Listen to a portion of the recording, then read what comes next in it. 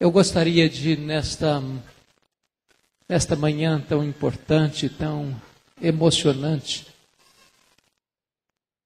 compartilhar com o pastor Teodomiro, com a nossa irmã Marlene, com a sua família, sobre a vida, penso eu, do maior pastor do cristianismo, que foi o apóstolo Paulo.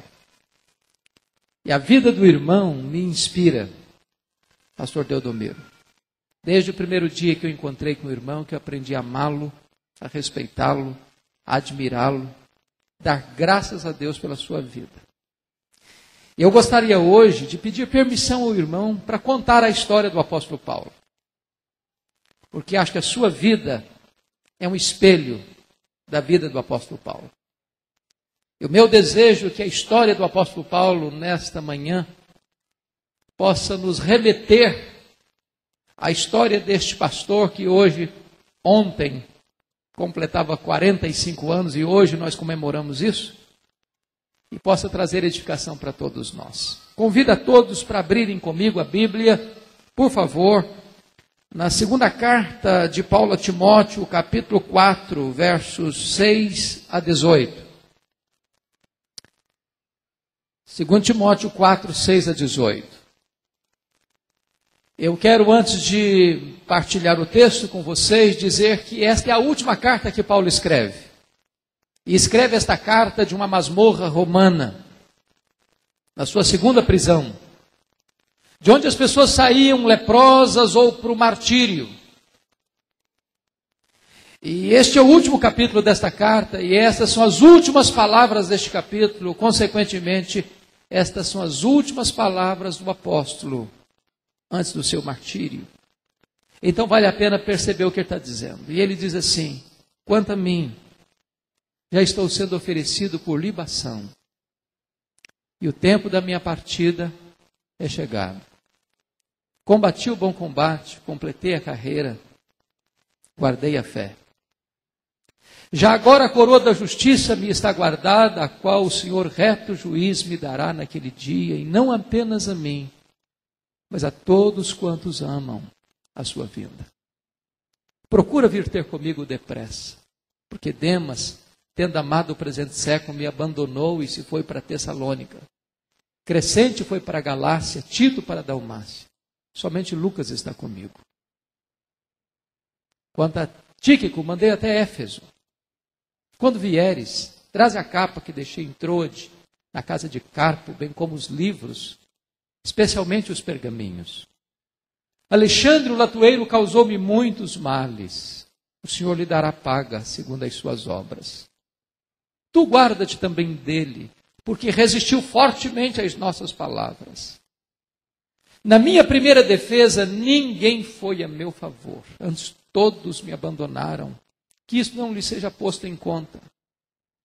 Mas o Senhor me assistiu e me revestiu de forças, para que por meu intermédio a pregação fosse plenamente cumprida e todos os gentios a ouvissem. Eu fui libertado da boca do leão. O Senhor me guardará de toda obra maligna e me levará salvo para o seu reino celestial. A Ele glória pelos séculos dos séculos. Amém. Amém. Queiram se assentar.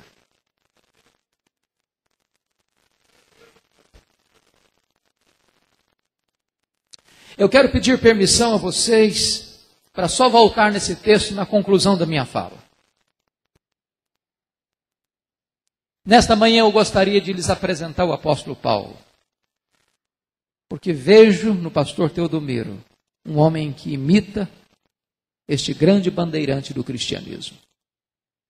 Quem foi o apóstolo Paulo? E nós não temos dúvidas de que ele foi o maior pastor, o maior teólogo, o maior missionário e o maior plantador de igrejas da história do cristianismo. Talvez nenhum homem influenciou mais o Ocidente do que o apóstolo Paulo. Nenhum homem teve suas obras mais lidas e traduzidas no mundo do que o apóstolo Paulo. Quem foi este homem? Nós sabemos à luz de Filipenses capítulo 3, versículo 5, que ele foi circuncidado o 8º dia, da linhagem de Israel, da tribo de Benjamim, hebreu de hebreus, quanto à lei fariseu, quanto ao zelo, perseguidor da igreja. Sabemos à luz de Atos 22, versículo 3, que ele nasceu em Tarso, na Cilícia, consequentemente um cidadão romano, e foi enviado ainda muito jovem pelos seus pais para Jerusalém, para estudar aos pés do grande rabino Gamaliel, neto do grande mestre Hilel, para tornar-se um líder do judaísmo do primeiro século. Sabemos à luz de Gálatas 1,14 que dentre os da sua idade, ele se destacou pelo seu zelo à tradição de seus pais. Tornou-se um homem culto, poliglota, que dominava o saber humano com grande desenvoltura. Por exemplo, quando ele foi a Atenas, a capital intelectual do mundo, a terra de Péricles, de Sócrates, de Platão, de Aristóteles, ele discute com os filósofos estoicos e epicureus. Este homem tornou-se um grande fenômeno do cristianismo. Mas curiosamente, enquanto Saulo crescia aos pés de Gamaliel em Jerusalém, um outro rabino também crescia em Israel. Não na decantada Jerusalém, mas na pobre, esquecida e desprezada Nazaré da Galileia. Não perlustrando os bancos de uma universidade teológica, mas na urdidura da luta de uma carpintaria com as mãos calejadas. Este rabino da Galileia, aos 30 anos de idade, vai ao Jordão, é batizado por João Batista e dá início ao seu ministério.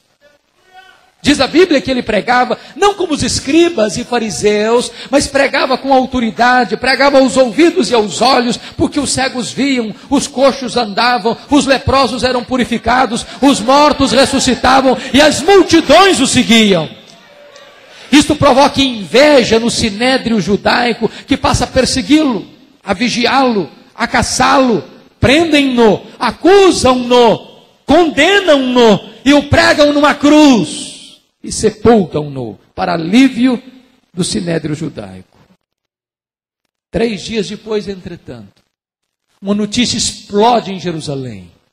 E cai no território do inimigo como uma bomba. O túmulo do Rabi da Galileia está aberto. E aberto de dentro para fora. Ele ressuscitou. Ele não está mais entre os mortos. Esta notícia perturba o sinédrio judaico.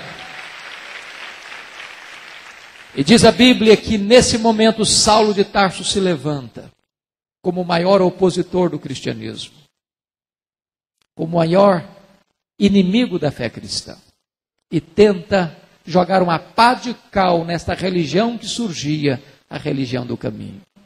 E aqui me permitam apresentar-lhes o primeiro capítulo da história deste homem, Saulo de Tarso, o maior perseguidor do cristianismo.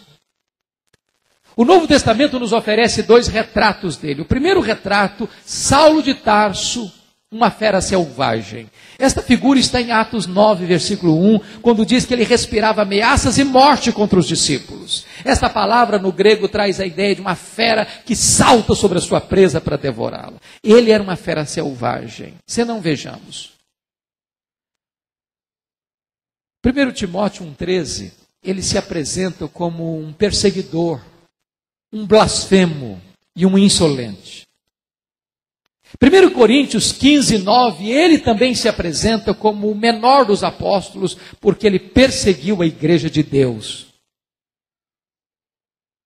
Gálatas 1,13 diz que ele perseguiu a igreja de Deus sobremaneira, e desta maneira ele devastava a igreja de Deus. Atos 1,3 diz que ele entrava nas casas e arrastava homens e mulheres para encerrá-los na prisão, e assim ele assolava a igreja de Deus. Atos 9, versículo 13. Ananias disse acerca dele em Damasco: Senhor, eu tenho escutado de muitos quantos males tem feito este homem aos teus santos em Jerusalém. Mas Atos 9, 21 diz que ele não apenas devastava, não apenas assolava, mas ele exterminava em Jerusalém aqueles que acreditavam no nome de Jesus. E aí você vai perceber que Exterminar não é bater, não é prender. Exterminar é matar. Saulo era uma fera selvagem. Ele era um assassino, um homem sanguinário. Se não, vejamos ainda, Atos 22, versículo 4, somos informados de que ele perseguiu o caminho com fúria mortal.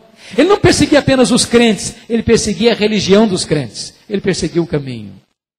Atos 26, versículo 9, somos informados de que ele entendia que devia fazer muitas coisas contra o nome de Jesus. Assim ele não persegue apenas os crentes e a religião dos crentes, ele persegue o Deus dos crentes, ele persegue a Jesus.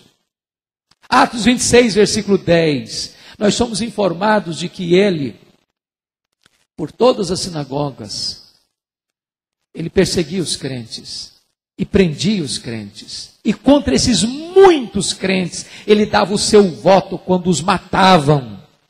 Às vezes pensamos que ele só mandou matar Estevão. Não, ele mandou matar muita gente. Ele era um assassino em série.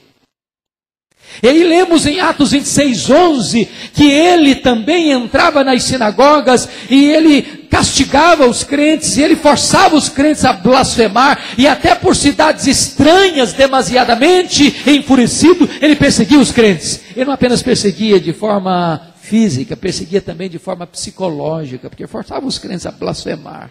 Em outras palavras, ele chegava na sinagoga e dizia o seguinte: ou você nega Jesus ou eu te prendo, ou você nega Jesus ou eu te bato, ou você nega Jesus ou eu te mato. Ele era uma fera selvagem. Mas o segundo retrato que o Novo Testamento nos apresenta deste homem é que ele era um touro indomável. Essa figura está em Atos 26, versículo 14, quando o próprio Jesus aparece para ele no caminho de Damasco e diz: Saulo, Saulo, por que me persegues? Dura coisa te é recalcitrares contra os aguilhões. Eu fui criado na roça, pastor Teodomiro, e eu vi muito bezerro, ou garrote, ou boi sendo amansado para o trabalho doméstico. E um dos principais instrumentos para se amansar um boi é o aguilhão. Às vezes nós pensamos que o Espírito Santo só começou a trabalhar em Saulo no caminho de Damasco. Isso não é verdade. Todas as vezes que Saulo entrava numa casa e arrastava um crente e jogava-o na prisão, toda vez que Saulo entrava numa sinagoga e batia nos crentes e forçava os crentes a blasfemar e os jogava na cadeia e dava o seu voto para matá-los, e esses crentes, em vez de blasfemarem contra Deus, eles glorificavam o nome de Jesus. Era o Espírito Santo picando a consciência deste homem, era o Espírito Santo ferroando este touro bravo, mas esse touro bravo não queria ser amansado, não queria ser subjugado. Até o dia que esse touro bravo, respirando ameaças e morte, vai para Damasco para prender os crentes. E de repente, o domador de touro bravos brada dos céus e joga esse touro bravo no chão e diz: Saulo, Saulo, por que me persegues? Dura coisa te é recalcitrares contra os aguilhões. O touro bravo está caído, o touro bravo está vencido, o touro bravo está subjugado, o maior perseguidor do cristianismo está convertido. Fecha-se aqui o primeiro capítulo da sua vida.